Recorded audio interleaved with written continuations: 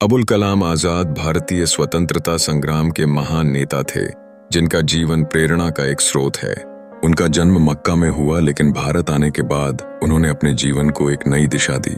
आजाद ने अपने विचारों और कार्यों से केवल राजनीति में नहीं, बल्कि समाज में भी महत्वपूर्ण बदलाव किए।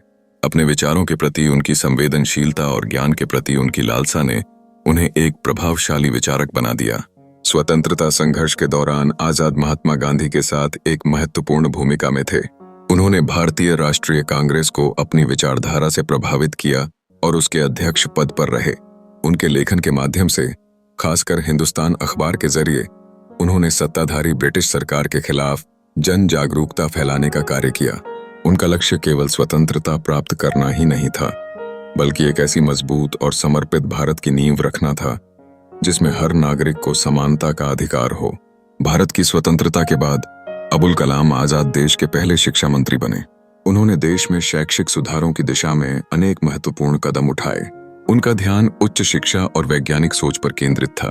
उन्होंने विश्वविद्यालयों की आधारशिला रखी और छात्रों के लिए शिक्षा के नए विकल्प प्रदान किए।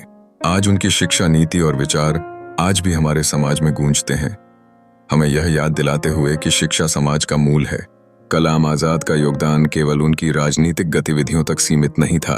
उनकी लिखी हुई पुस्तकें, विचार और भाषण आने वाली पीढ़ियों को प्रेरित करते रहेंगे। 32 फरवरी 1958 को उनका निधन हुआ, लेकिन उनके विचारों की गूंज आज भी सशक्त बनी हुई है। हम सभी को उनके संदेश को अपनाने की आवश्यकता है, जो स्वतंत्रता, शिक्षा और समरसता के मूल्यों पर आधारित हैं।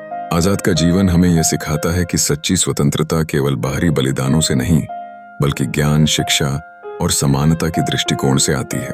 उनके दृष्टिकोण से हमें ज्ञात होता है कि एक सशक्त भारत के लिए हमें एकजुट होकर काम करना होगा। इस लक्ष्य को पाने के लिए उनके विचारों का अनुसरण करना और उनसे प्रेरणा लेना हमारी जिम्मेदारी है। इस प्रकार अबुल कलाम आजाद का जीवन हमें एक दिशा देता है, जिसमें स्वतंत्रता और शिक्षा का महत्व हमेशा सबसे ऊपर रहेगा।